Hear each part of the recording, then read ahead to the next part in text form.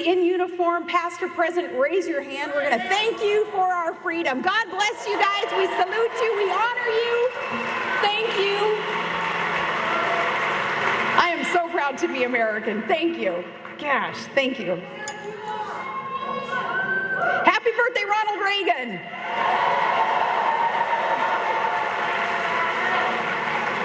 Well, a special hello to the C-SPAN viewers. You may not be welcome in those healthcare negotiations, but you have an invitation to the Tea Party.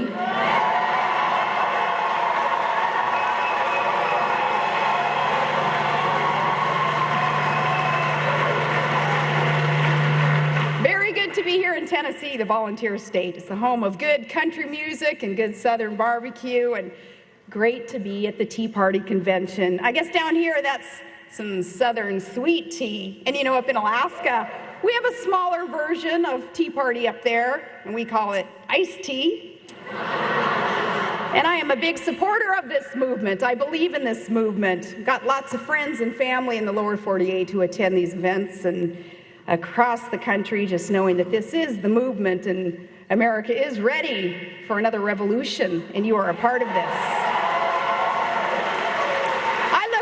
To attending more Tea Party events in the near future. It is just so inspiring to see real people, not politicos, not inside the Beltway professionals, come out and stand up and speak out for common sense conservative principles. And today, I want to start off with a special shout out to America's newest senator. Thanks to you, Scott Brown.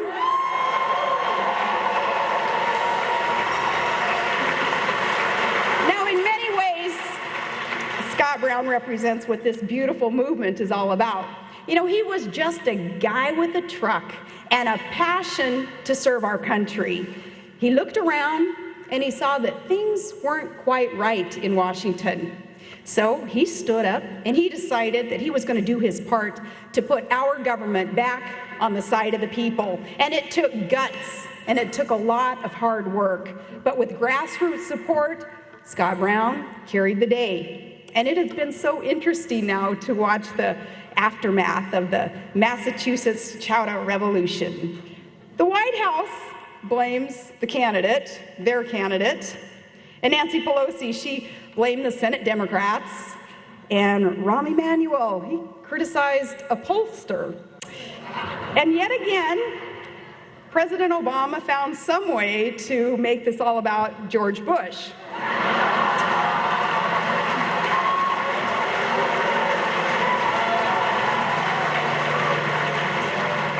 You know, considering the recent conservative election sweep, it's time that they stop blaming everyone else. When you're 0 for 3, you'd better stop lecturing and start listening.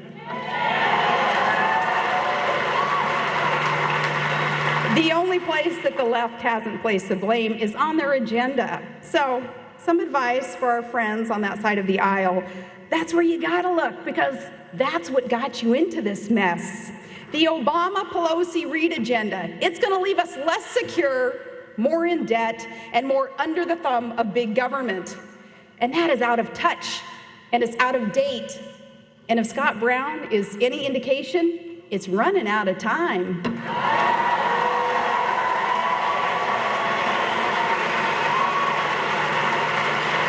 Because from Virginia to New Jersey to Massachusetts, voters are sending a message up and down the East Coast and in good places like Nevada and Connecticut and Colorado, Michigan, North Dakota. They've got the liberal left, that establishment running scared. The bottom line is this. It's been a year now. They own this now, and voters are going to hold them accountable. Because out here in the cities and in the towns across this great country, we know that we've got some big problems to solve. We've gotten tired now of looking backward.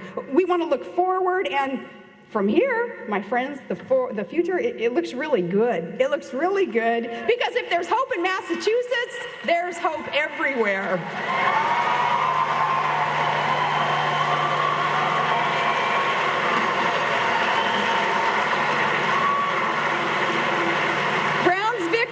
It's exciting, and it's a sign of more good things to come.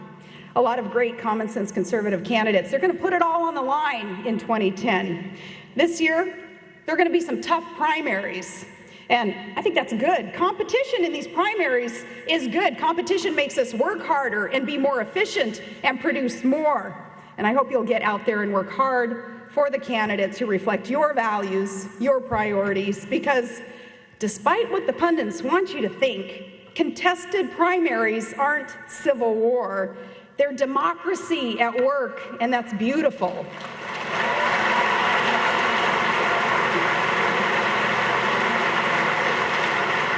Product of a competitive primary where, running for governor, I faced 5 guys in the party, and we put our ideas and our experience out there on the table for debate. And then we allowed, of course, the voters to decide, and that is a healthy process, and it gives Americans the kind of leadership that they want and deserve. And so in 2010, I tip my hat to anyone with the courage to throw theirs in the ring, and may the best ideas and candidates win. But while I hope that you're going to give these candidates that you choose your best effort, please understand that they're human. There's no perfect candidate, and they're going to disappoint occasionally. And when they do, let them know, but don't get discouraged and sit it out because the stakes are too high. The stakes are too high right now, and your voice is too important. So work hard for these candidates, but put your faith in ideas.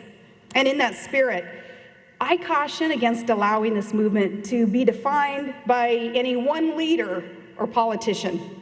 The Tea Party movement is not a top-down operation. It's a ground-up call to action that is forcing both parties to change the way that they're doing business, and that's beautiful.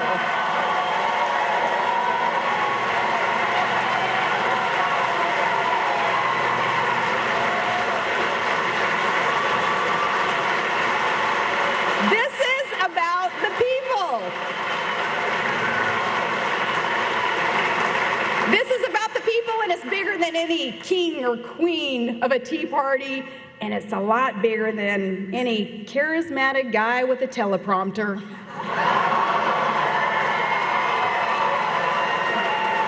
The soul of this movement is the people, everyday Americans who grow our food and run our small businesses, who teach our kids and fight our wars. There are folks in small towns and cities across this great nation who saw what was happening, and they saw and were concerned, and they got involved. Like you, they go to town hall meetings, and they write op-eds. They run for local office. You all have the courage to stand up and speak out. You have a vision for the future, one that values conservative principles and common sense solutions. And if that sounds like you, then you probably, too, are feeling a bit discouraged by what you see in Washington, D.C. Now, in recent weeks, many of us have grown even more uneasy about our administration's approach to national security. The most important role ascribed to our federal government, let me say too, it's not politicizing our security to discuss our concerns, because Americans deserve to know the truth about the threats that we face and what the administration is or isn't doing about them. So let's talk about them. New terms used like overseas contingency operation instead of the word war, that reflects a worldview that is out of touch with the enemy that we face.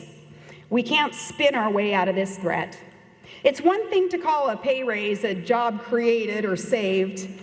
It's quite another to call the devastation that a homicide bomber can inflict a man-made disaster. And I just say, come on, Washington, if nowhere else. National security, that's one place where you gotta call it like it is.